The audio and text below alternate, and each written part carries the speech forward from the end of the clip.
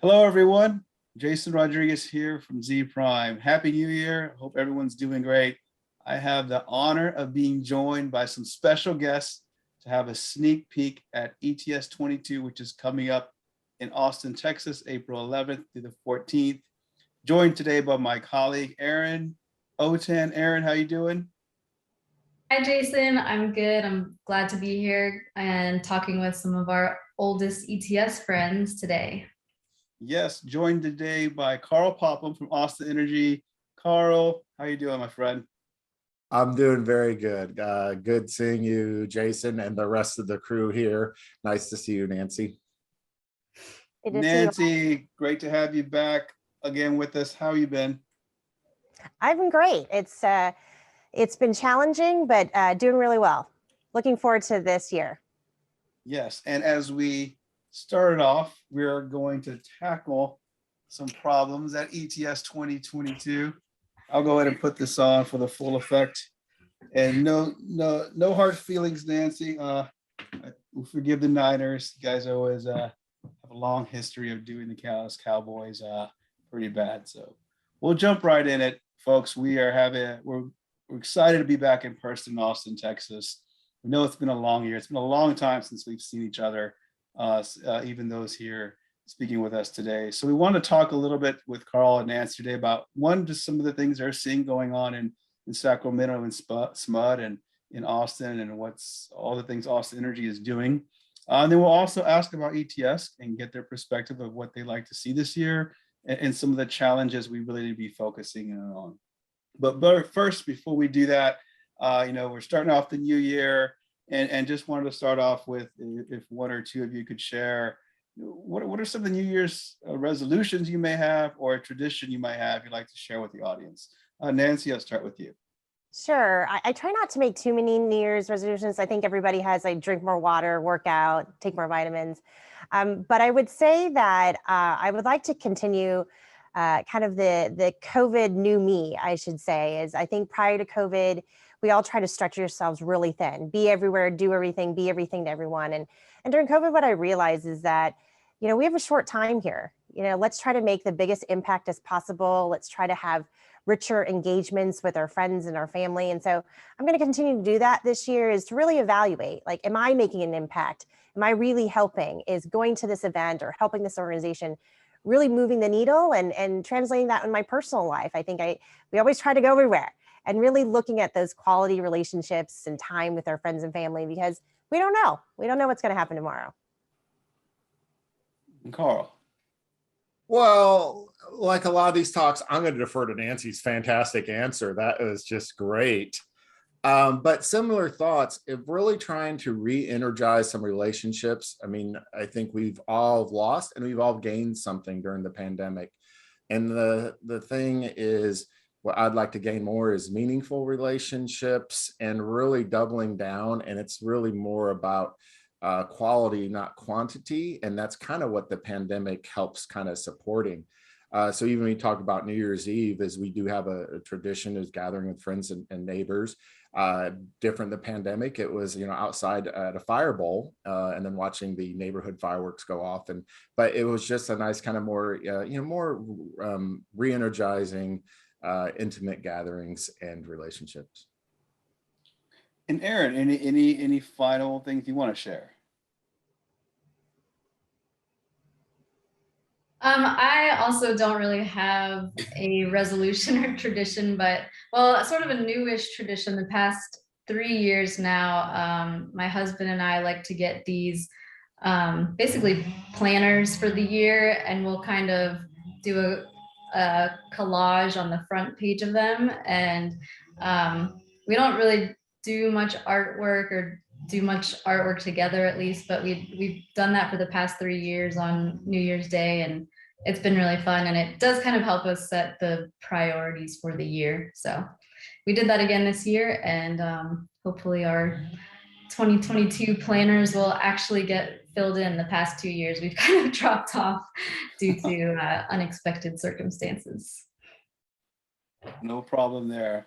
So SMUD, Omicron, obviously it's on the top of everyone's mind, and would love to hear how one how has SMUD, reacted to this Omicron outbreak, and any pivots or adjustments that they had to make that have really impacted the business in the short term? Nancy, start with you. Sure. When we were here in the fall, we were really hopeful, right? We were really hopeful people were getting vaccinated, we were getting boosted. I still run my vaccination clinic, and we were preparing to bring our employees back. So most of our employees that could work from home did safely. But I think people were getting a little cagey being at home, and we're looking forward to coming back in January. Unfortunately, with the rise of Omicron, we've pushed out re-entry to post-March. We've also, unfortunately, we're hoping to be able to attend great events like Distributech and go back to conferences. So we've had to delay that also till March. We've increased our testing capabilities for our staff because that's the sad part. More and more people are being infected, and testing supplies are running low. So we've upped our opportunities for testing. We also are putting plans back in place to possibly sequester our critical staff. So we did this at the peak of COVID. I think I mentioned it. We brought trailers in and they lived here on SMUD campus. We're hoping that we don't have to do that again, but we are preparing for that day that maybe we have to make sure that the lights stay on and having our staff back on campus. And Karl, anything similar to add with Austin Energy's kind of return to work or plans due to Omicron? Yeah, well, we, right now so we do have a new headquarters, beautiful new facility, and the integration, back to office plans. What I see from our management is being very safety first and being very accommodating to the different teams and missions, leaving to the different managers to decide what's working for their team, and even individuals, what their safety posture is. I think one thing that we're going to talk about, the challenges, and then Nancy, mentioned the sequestering of, key critical staff. One thing we recently released internally is our Gallup survey polls, and that's all the business units that report back on their engagement, their overall satisfaction, and do they have the materials they need. So it's basically 12 questions, everything from, do you have a best friend at work? Do you have the materials you need? Do you understand the mission and purpose? And something I did notice is a lot of these critical staff at these gen facilities are being kind of cooped up and, locked down. Is you can clearly see their engagement score drop from that. And I think that's a lot so I think we need to be very sensitive and very accommodating of how that's impacting people's mental health and emotional health.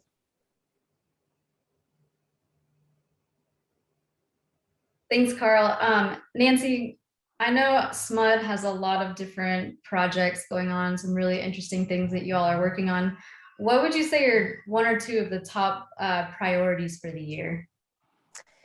Well, as you know, SMUD laid out our plan and continue to work towards zero carbon, right? Zero carbon, we're the first utility in the country, zero carbon by 2030. It'll be here before we know it. So it's making sure that we have the appropriate programs in place to get us there. But I think the priority along the way is to make sure that all of our community and customers are involved, and that we can't lose sight of our disadvantaged communities. So I think our priority this year, especially with COVID, people are still unemployed. People still can't pay their bills. We've had a moratorium on bill collection, and that will start again this year.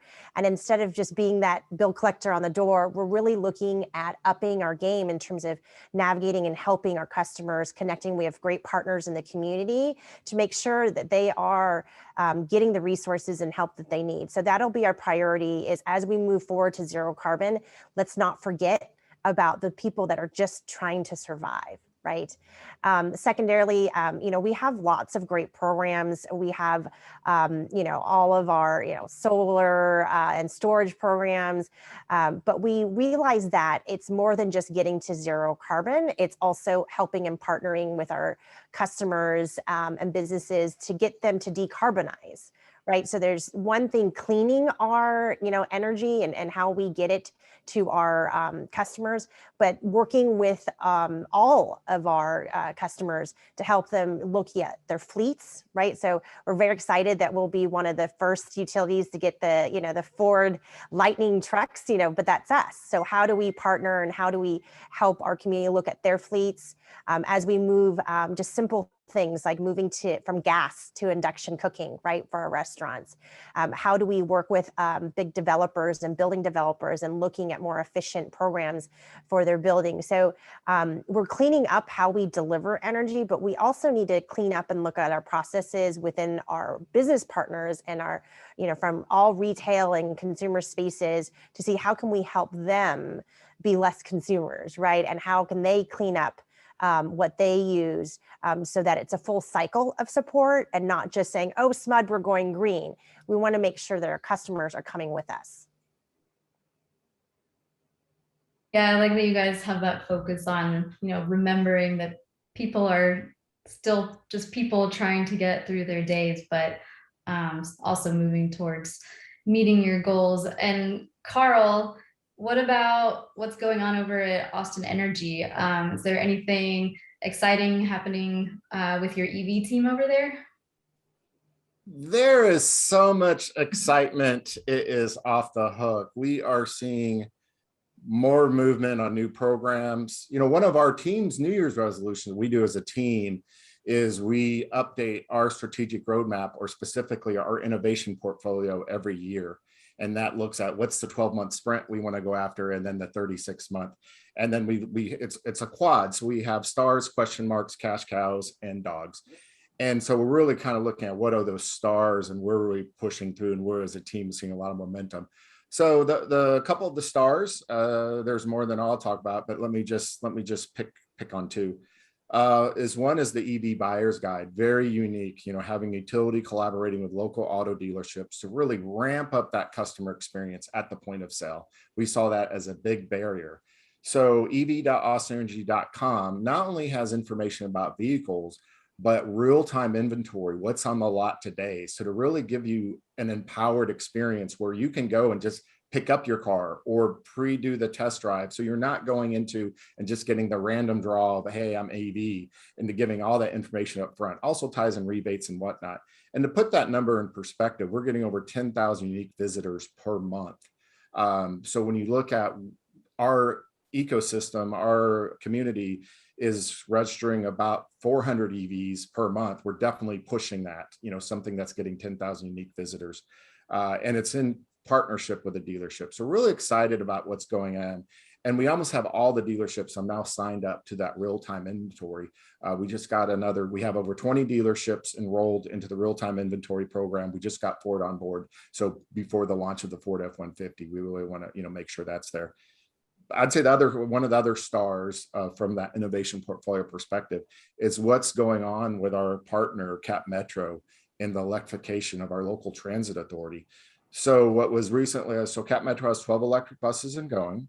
We helped them design and deploy e-bus depot, state-of-the-art e-bus depot that accommodate up to 200 electric buses in North Austin. This year, we're already seeing plans for a second depot in East Austin, as well as en-route charging technologies as well for those that kind of, miss the gap. So Cap Met has already pledged never to buy another fossil fuel bus again. So they're all moving electric, just got approval for another 197 electric buses in the procurement chain. We launched a new tariff and pilot for fleet electrification. The interesting thing about that is the energy charge is 0.00. It's a full recoverable cost, but it also encourages high efficiency of using your charging stations. We really want to see, constant flow coming into these stations. So a lot of excitement in there. And I'll just end with a prediction. Between 2020 and 2021, we saw a doubling of registered EVs in our territory, from 2.8 to about 5.4% of all vehicles in our territory being registered as EVs. I'm going to say by the end of this year, we're going to double it again. We're going to be over at 10%. And I think that's pretty easy to do when you look at the Ford, Nancy mentioned the Ford F-150 Lightning, some of these other great products coming to market. We're going to double again this year. Wow. Congrats both. I think that's. Yeah, and I want to connect with you, Karl, on that real inventory. That is a huge issue that we have is knowing who has what cars. Right? Yeah, and we got a lot of what developed the program was we had a customer, and she's also writes a environmental blog and is a host of this radio show that someone's been on. So pretty, and her title of her blog, I tried to buy an EV in Austin and couldn't. And she just related over like this 5-page blog of all the barriers. And we've sent secret shoppers out and whatnot, so we know which ones. And we've had a few really outstanding early adopters. But for the most part, we were seeing what the national trends we're seeing is pushing people to gas cars, not having the correct information, definitely not knowing about rebates or anything. And so rather than as a utility, just saying, well, I hope the industry fix that, we're like, well, what can we do? And that's what my team does, is they look at barriers, and whether it's considered in your lane or not, is a barrier in what we can do. And so the buyer's guide with the real-time inventory, as well as larger program information, as well as the dealerships committing to having a point of person. So if someone comes and says an EV, they don't get the random draw. They get someone who's trained and an expert on EV to kind of make that improved customer experience. Even has in-placement kiosks, self-help information we deployed in 4 dealerships as part of a pilot. So not only self-service information how charging works to customers, but as well as staff during downtime. And it's just a very nice, comprehensive auto dealership engagement platform and program that is just hitting it out of the park. So yeah, we'd be happy to, we want to see that replicated all over. As far as we can tell, we're the first utility to really get into this space, but we share it with anyone and everyone. And we do have some great partners in ChargeWay and ZappyRide that are very quick to help utilities deploy it and just having an outsourced model. So you're not having to get involved in all your IT stuff and process. It's very quick to deploy. Yeah, we'd love to collaborate. We also have a dealership program. They provide our information, but as you've probably seen with your secret shoppers, not all of them provide the information. That we have a packet that comes. We've had some challenges with Tesla. I just bought a Tesla. They refused to be part of our dealership program, which is quite interesting. And so we would love to collaborate and how we can up our numbers, because you're right. Just because we have a program doesn't mean that the dealerships are actually following through and providing the right information to our customers. Yeah, that's a good point. And then, in related news, Tesla moved their HQ to Austin. It's not too far from my house where I'm sitting at right now. It's just a straight shot down there to Tesla HQ, as well as the new Gigafactory, which will be rolling off Cybertrucks and SUVs. Just earlier today, I had a check-in call with Tesla on a lot of different types of things going on. So we are very welcoming them to Austin and the Austin ecosystem, and hopefully that will allow for more collaboration opportunities. Well, it's obvious that there's a lot of innovation and leadership, national leadership happening in Sacramento and Austin, and thank you both for leading that. But now to drill down a little bit more on the ETS and what's, because both of you have played a big role in really helping us shape it and grow it, and now it evolves again, right, coming out of the pandemic. So, but wanted to start with Nancy, start with you. Just what makes ETS unique? I was really fortunate to stumble upon ETS many years ago. I was just searching for opportunities to learn and engage. And ever since then, I've been really pleased and excited to be part of this, because we go to a lot of very large conferences where you just feel like you're a guppy in a sea. And what's nice about ETS is much smaller, and the people that come are really the ones that are, making the decisions, bringing the collaborators together. And it gives us an opportunity to not only listen to interesting panels, but to spend the time outside the panels with smaller groups, with people who are, the game changers, who are the strategic makers, people like Karl, who he's implementing these really revolutionary EV programs. He's doing the work. He knows what's going on. And that's what I like about ETS. It's the people that are calling the shots, implementing the programs, but that you have that quality time with people. We don't have 9 tracks all at the same time. We have a few. And so, any track that you go to is going to be engaging and interesting. So I come back every year because it's one of the few that I learn. I meet great new people. All the people here on the Zoom today, I consider very close friends. And I don't know if I would have met you all at a Distributech or a Power Gen or, one of the myriad of conferences we all go to every year. Karl? Well, this is my ETS promo time. Obviously a big fan. One of the most memorable ones is probably the first 30 minutes of the very first ETS in 2014, I recall.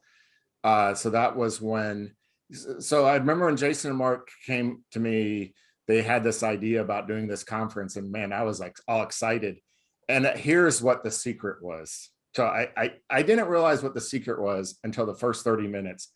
They had no clue how to run a conference. They didn't know, they've never done it. They didn't hire a professional producer. The night before, they were looking for microphones because they realized, oh, the venue doesn't have microphones. So they had no clue. That was the secret. So the first 30 minutes of ETS, you had people coming in expecting the typical conference. One, the space was a little different. It's at the beautiful Paramount Theater off of South Congress, this historic building, more of a music act or plays, that kind of stuff. So you get that creative space. It wasn't at a conference center or room or whatever. And so Wozniak, co-founder of Apple, that's a good draw. So that also kind of pins the other special thing about ETS. No conference beats the Rolodex per capita than any other conference I've ever been to. Every single speaker, and any, it would be the keynote. And they'll have panels of 4 or 5 people. Any other conference, each one of them is a keynote. So it's really the Rolodex. And then how they introduced Wozniak is first came in on a Tesla, on a Segway. And so I kind of go into the Paramount and a marching band comes in and they're playing the Star Wars theme. And you could instantly tell people realize this isn't your normal conference. They thought they were at the wrong place. You people kind of turning to each other and collaborating. Are we getting this? So playing a Star Wars theme, specifically the Darth Vader, and then stormtroopers come marching in and people are still like, are we at the right place? And then Wozniak comes in on his Segway down and that kicks off the event. Great content, very good questions. And then during a Segway, you had this celloist came out and we're making basically people tearing up because how amazing this music act was in between that. And so within the first hour, I realized, man, these guys, this is something special. So come forward. So I really like how the themes create creativity in a space that generally isn't about creativity. Utilities are generally about traditional engineering and safety and cost of recovery and very kind of these principles where ETS takes an overlap. And then this one is where gaming meets utilities. But before that, it's where artists or where music or whatever, they take the creative space. And I think that's really what unlocks. And that's what keeps, to Nancy's perspective, the decision makers movement coming in year after year because they get a unique experience. And then just the quality over the quantity of the other relationships you make at ETS. Thanks. Yes, yes, 100% true that we didn't know what we were doing. We did one webinar. I thought we could do a full event. Like that's, I wish I could say that was a lie, but that's the truth. And we learned and stumbled and fell flat on our face a lot of the ways, but thankful, great partners and great staff really helped us elevate it. It's what made it special. It is like a beautiful indie film shot with one camera that captures the world versus a Hollywood AAA and it gets formulaic. Y'all were that indie producer who had a vision, you had your one camera and you were doing your indie film and it just blew everyone's minds because it was how unique and how different. It wasn't about the budget, it wasn't about having the formula of that producers. And I think you've still kept that culture, if you will. Now you do have professional event producers and it seems much more streamlined, but the DNA and something that I know Nancy and we talk about and being honored being on y'all's advisory committee, we always push for that continuance of that DNA, that continuance of that culture and what makes y'all special and unique and not fall into the trap of a Hollywood AAA title where you now become part of the, compared to all the other AAAs. You all your own special Austin-based thing. And I just love that y'all do what you do. Well, thank you, and thanks for the support. And you touched on one thing. I have one last question before Erin has 2 others as well. The theme, right? We're trying to tie, as Karl mentioned, like the creativity that came out of the gaming sector, empowering up the energy industry. So I just wanted to ask, do you guys have any favorable gaming experience that you can remember when you were younger, and share that, Nancy? I'll start with you.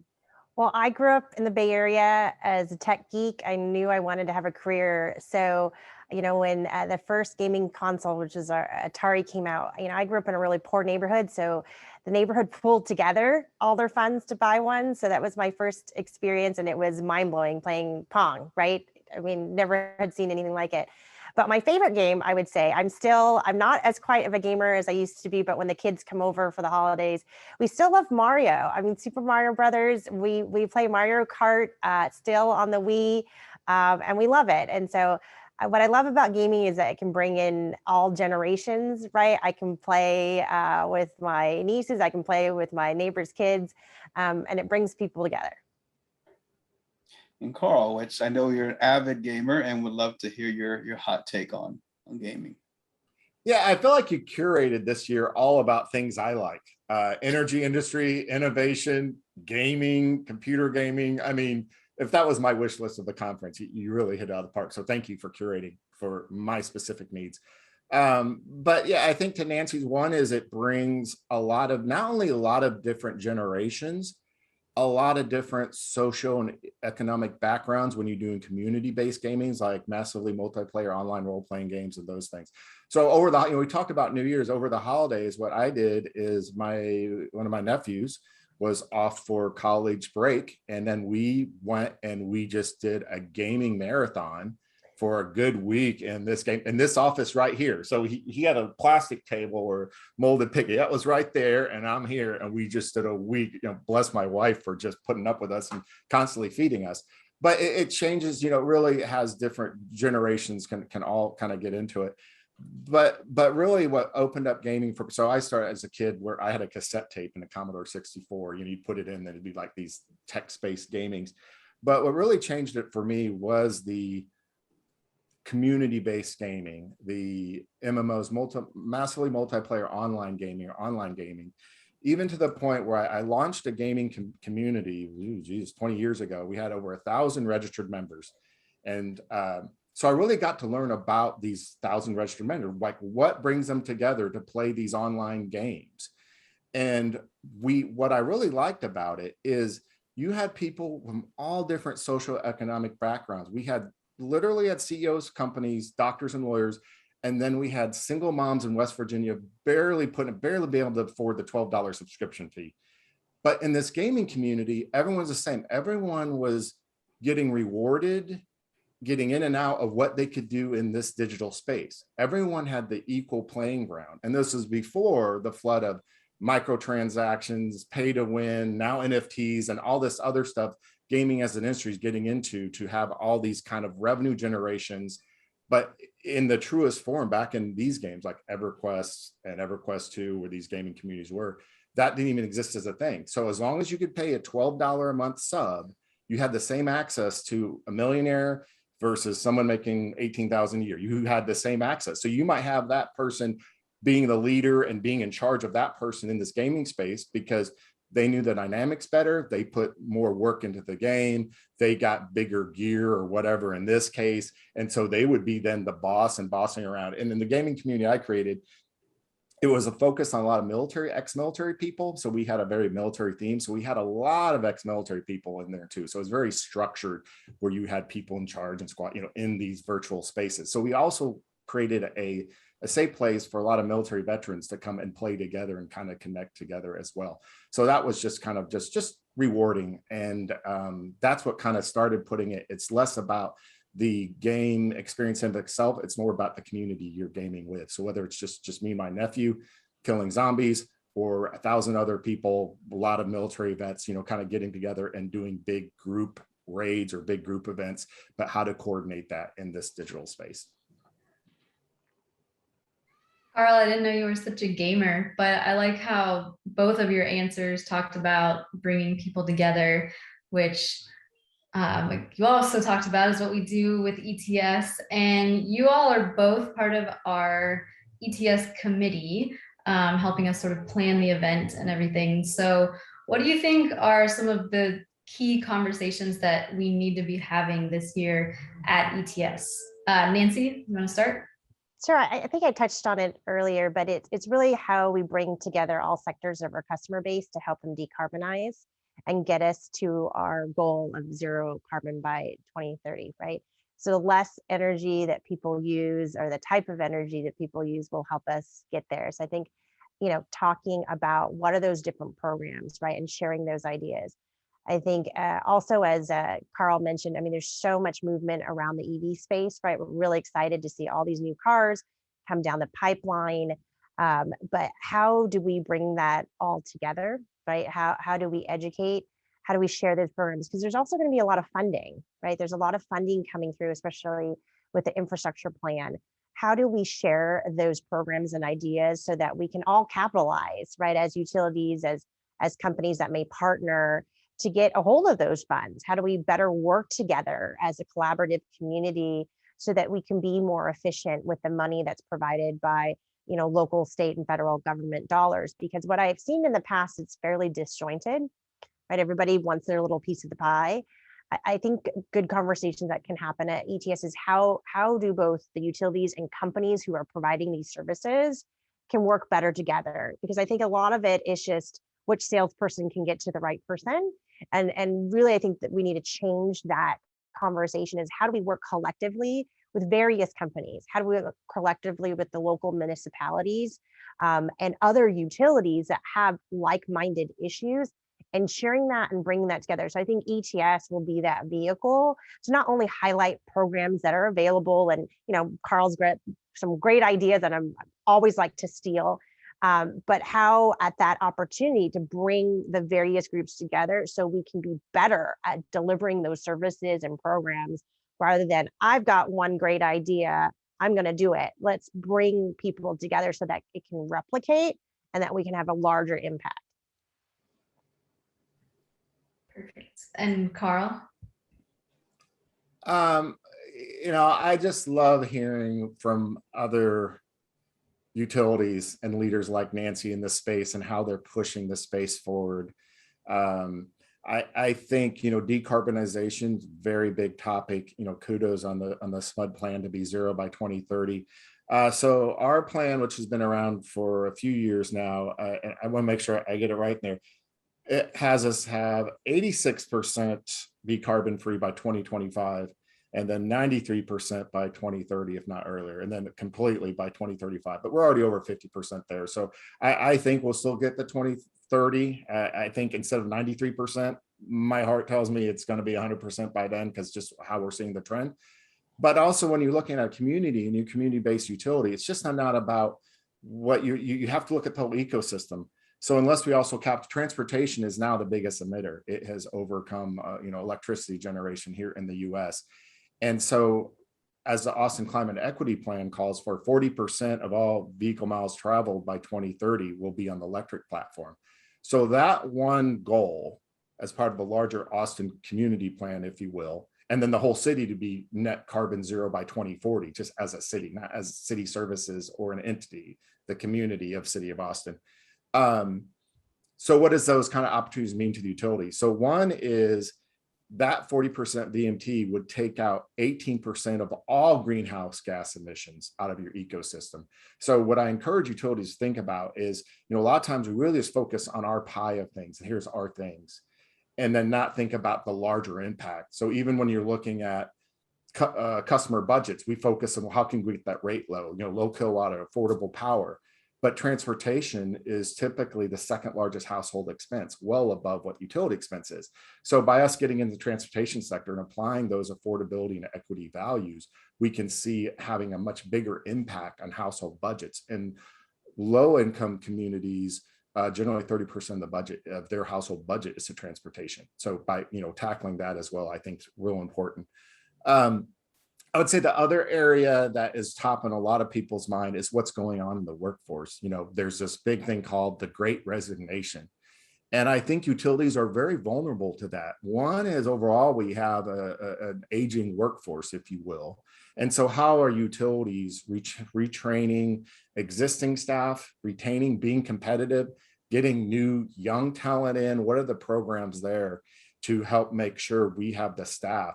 I recently saw a report, the #1 short-term impact to transportation electrification for utilities is there isn't enough staff to go around in the space in EVs and emerging technologies. And I'm seeing that anecdotally. I'm seeing a lot less people when I put the word EV in and how our typical structure is. It's real competitive. We don't get nearly as many as candidates as some of the more generalists, if you will. So I think being competitive for being a competitive place to work and being able to compete for top talent, I think is just really going to be key. And I wanted to add to that, Karl. When the earlier question was, what do you remember about ETS? One of my first opportunities was to talk about how utilities need to change, right? And this was several years ago. And it's flash forward now, they were forced to change, right? 5 years ago when we talked about it, was like, oh, you should do all these great things.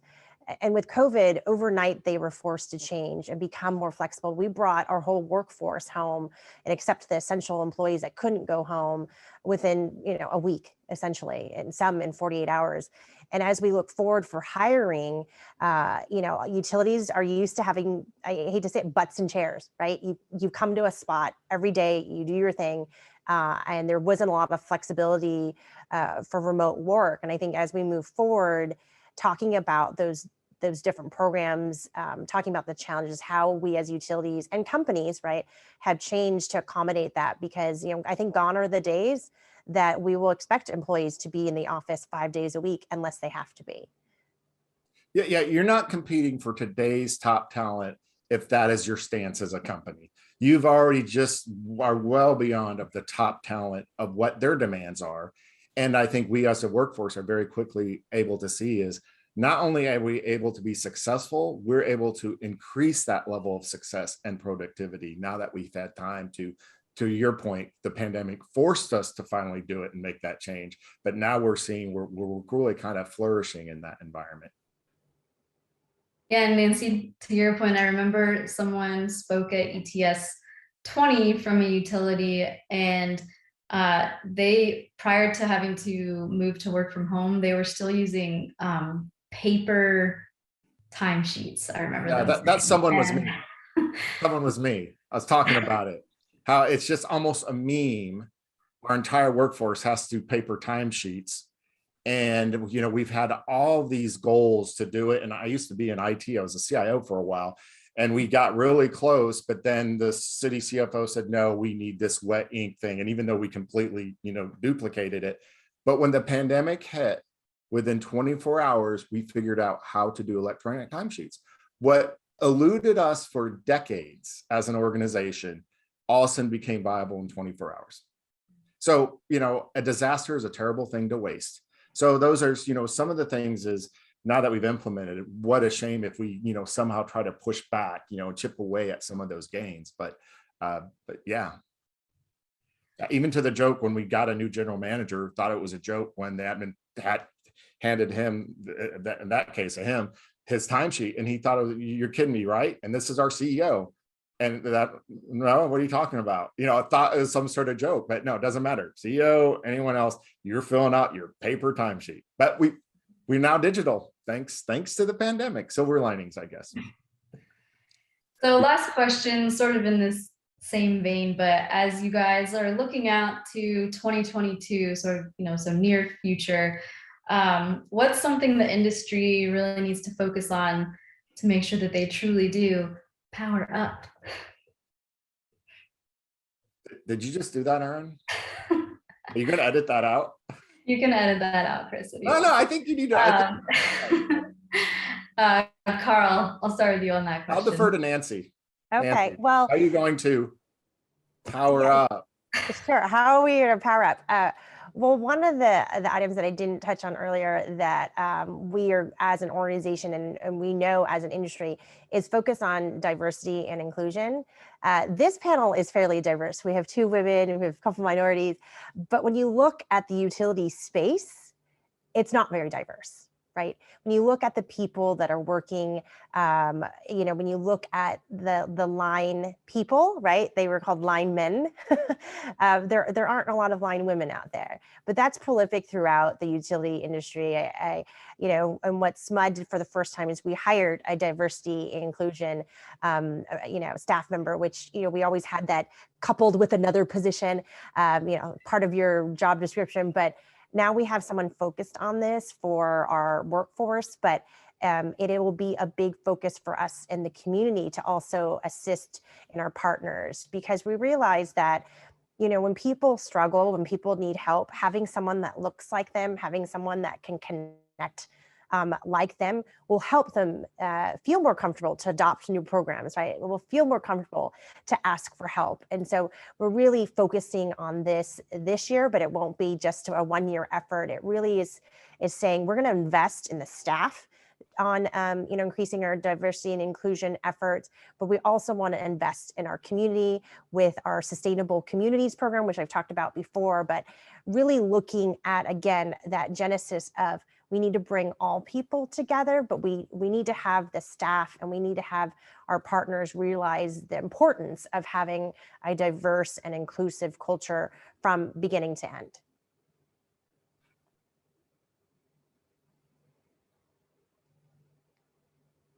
Yeah, I like that theme as well. We're 5 years now in our equity and transportation program called EVs for Everyone, where we did have a dedicated resource. Originally started with some generous grant funding, but now it's just become part of our ongoing operations.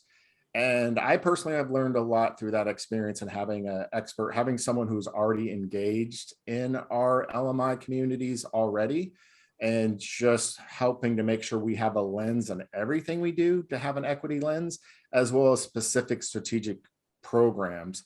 I would say another launch is also in young leaders or future generation. So EVs for Schools has really shot off the park of any metric we could have thought. First launched in 4 schools. All 4 schools were Title I schools, so high majority of low-income family kids there. Now it's at 122 Central Texas schools and growing. It's in English, it's in Spanish. We're just getting ready to update it. Working with ETS has a virtual reality component, gamification, and a bunch of just great. It's just a joyous program, but that's also influencing our future leaders as well to make sure they understand what transportation, electrification, sustainable mobility, EVs are and does, as well as support teachers and staff. And so not only as future leaders, what they do as leaders, but then also how they influence the home decisions. When mom and dad start talking about a new car and they're doing a whole class about EVs. And so they're going to ask questions about, well, have you thought about this? So that's something that I think will bring us to the, Erin, can you do the power up logo again? The next, thank you, power up level. Yes. Well, that's fantastic. Thank you so much. We could go on forever. We appreciate your time. And we will looking forward to seeing both of you at ETS 22, April 11th through 14th, Austin, Texas. Thank you guys. You have such a wonderful day and enjoy the rest of your year. Bye. Thank you. Thanks everyone.